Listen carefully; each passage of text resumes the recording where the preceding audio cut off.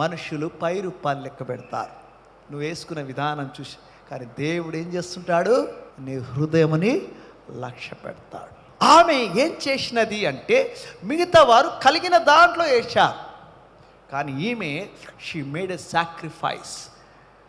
అందుకొరకే దేవుడు ఏమి ఇష్టపడతాడంటే ఇఫ్ యూ సాక్రిఫైస్ సంథింగ్, అందుకొరకే విరిగిన నలిగిన హృదయముని దేవుడు ఇష్టపడతాడు.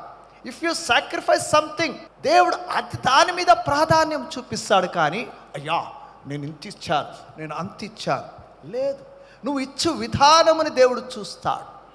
నువ్వు ఎలా ఇస్తున్నావు. కొంతమంది వాళ్ళు తీసుకుని అయ్యా ఇది మ్యాండేటరీయా, ఇది మనం అయ్యాల్సిందేనా, పాస్టర్ గారికి పని లేదు, బోధకులకు పని లేదు. పని లేదు అంటే దేవుడు చెప్పింది చెప్తున్నాం అంతే, మాకేమి చెప్పమని మాకెక్కడ రాసి లేదు, చెప్పు అని. అది చెప్పాడు కాబట్టి చెప్తున్నాం. కావాలి డౌట్ ఉంటే మీరు చదువుకోండి, బైబిల్లో రాసింది చెప్తున్నాం. అయితే ఉత్సాహముగా ఇచ్చు వారిని ఏం చేస్తాడంటే దేవుడు ఏం చేస్తాడు?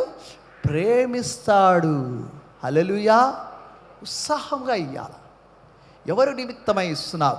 దేవుని రాజ్యము నిమిత్తమై ఇచ్చుతున్నావని జ్ఞాపకం. ఇవ్వడి, అప్పుడు మీకు ఇవ్వబడును.